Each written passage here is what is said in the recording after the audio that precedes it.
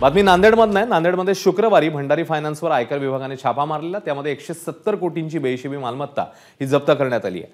तर 14 कोटी रुपयांची रोकड आणि 8 किलोचे दागिने देखील जप्त झाल्याची माहिती सूत्रांनी दिली आहे। 14 कोटींची रोकड मोजण्यासाठी 14 तास लागल्याचं कळतंय। नांदेडमधल्या शिवाजीनगर भागात भंडारी यांच्या निवासस्थानी आयकरने छापा मारलेला। त्यानंतर भंडारी यांची संस्था आदिनाथ अर्बन मल्टीस्टेट या ठिकाणी चौकशी करण्यात आली आणि त्यानंतर भंडारींच्या निवासस्थानी छापा मारत 72 तास आयकर विभागाने कारवाई केली।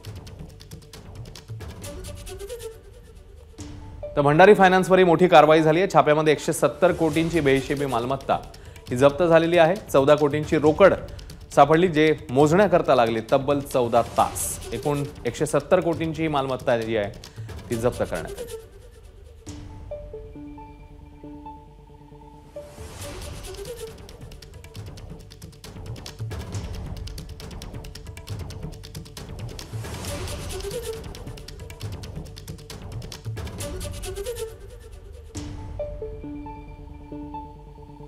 नांदेडमध्ये खासगी कंपनी असलेल्या भंडारी फायनान्सवर इन्कम टॅक्स विभागाने धाड टाकली आणि या धाडीमध्ये भंडारी यांच्याकडून कोट्यवधी रुपयांचा घबाड सापडलेला आहे। या कारवाईनंतर नांदेडमध्ये खासगी कर्ज पुरवठा करणाऱ्या अनेक सावकारांमध्ये खळबळ उडालेली आहे।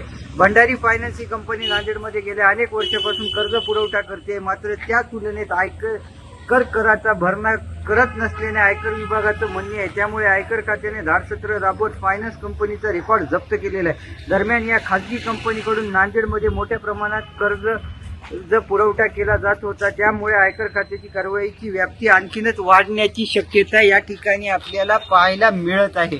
अभिषेक एकबोटे, एबीपी माझा, नांदेड। एबीपी माझा, उघडा डोळे बघा नीट।